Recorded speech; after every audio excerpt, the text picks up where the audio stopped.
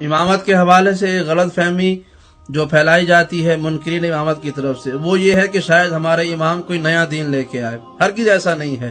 جو دین محمد مصطفیٰ صلی اللہ علیہ وآلہ وسلم پر پروردگار نازل فرمایا، اسی دین کو پہنچانے، سمجھانے اور بچانے کا منصب پروردگار نے رسول خدا کے بعد ہمارے ائمہ کو دیا۔